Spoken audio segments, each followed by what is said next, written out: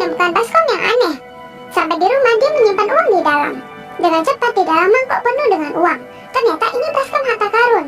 Karena dia takut baskom ini dicuri orang, dia pun menguburnya di bawah kandang sapi, lalu bawa uangnya pergi ke bank. Tapi tak disangka dia malah dimasukkan ke penjara. Ternyata nomor uang sama persis.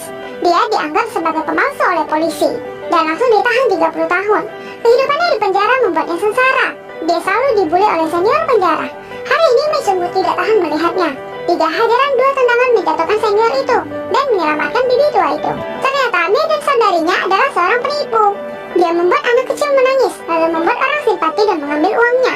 Demi membalas kebaikan Mei dan adiknya, dia pun memberitahu tentang baskom harta karun.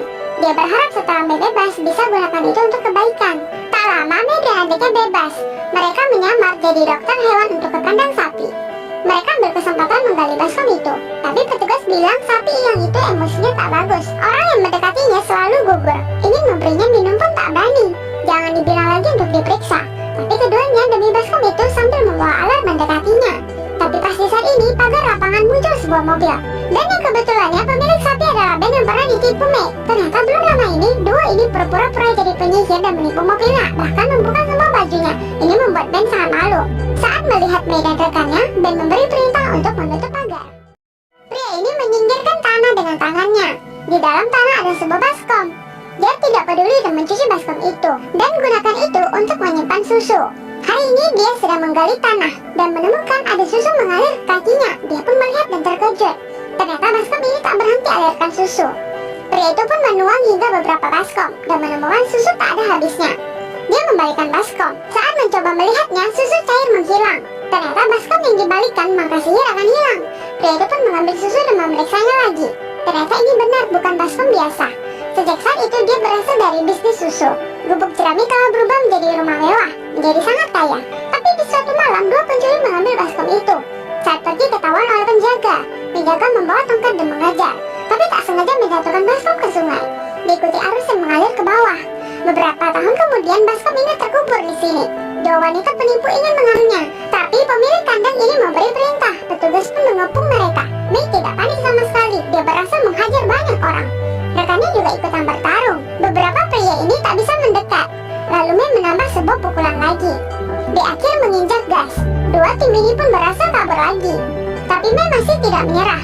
Dia mencari si botak yang selama ini menyukai Mei. Dan malamnya demi cinta si botak pun bergegas. Dia gunakan bius dan ditembakkan ke sapi. Begitulah si botak mencuri sapi galak itu. Bahkan Ben pun dibawa olehnya. Dengan tidak adanya bahaya dari sapi galak, mengambil baskom itu akan mudah. Mei pun mencari rambut keriting. Tapi malam itu, pria itu tidak mendapatkan baskom itu. Untungnya mata Mei jeli dan memberitahu pria itu. Tapi pas di saat ini, seekor ular berbisa masuk ke baskom. Seekor ular berbisa masuk ke baskom. Detik berikutnya banyak ular muncul dari baskom. Mei dan rekannya sangat terkejut. Suara teriakan mengejutkan Ben. Sebuah tembakan datang, ketiganya langsung kabur. Dengan cepat baskom itu menarik perhatian Ben. Dia meminta orang melihat baskom jelek itu. Pas di saat ini, sebuah mobil menerobos. Ternyata Mei mau meminta paksa baskom. Ini membuat Ben sungguh bingung. Bukankah ini hanya baskom biasa? Tidak perlu sampai menerobos rumah begini. Dan di saat Ben hendak menghabiskan ketiganya, adiknya tidak sengaja jatuhkan pistol ke baskom. Si botak segera mengambil baskom itu. Mei menembak 2 kali. Dan Ben tertawa dan berkata di dalam hanya ada 2 peluru. Sekarang sudah dipakai habis. Semua boleh turunkan tangan. Barulah semuanya bernapas lega. Tapi Mei malah tersenyum sinis. Peluru memang hanya ada 2, tapi jumlah pistol tak terhingga. Ini adalah kekuatan dari baskom ini. Kemudian ketiganya pergi. Melihat barang berharga dicuri, Ben menyuruh orang untuk mengajar. Awalnya Mei mau mengajar Ben dengan pistol di baskom. Tapi tak disangka si botak penasaran dan malah membalikan baskom berharga itu. Sihir pun menghilang. Pistol yang menghilang membuat Mei berteriak. Saat ini mobil terjebak di lumpur. Mereka pun dikepung. Mei mengambil tongkat kayu dan bersiap untuk bertarung. Tak butuh waktu lama langsung menjatuhkan musuh. Keduanya pun segera kabur. Tapi penjaga mengejar dengan cepat. Keduanya terjebak di jembatan. Di bawah ada sungai dengan arus yang kuat.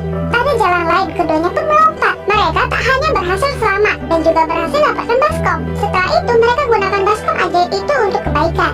Keduanya tiba-tiba menjadi orang yang baik. Film selesai. Kalau kalian ada baskom ini, kalian mau ngapain? Jawab di kolom komentar ya.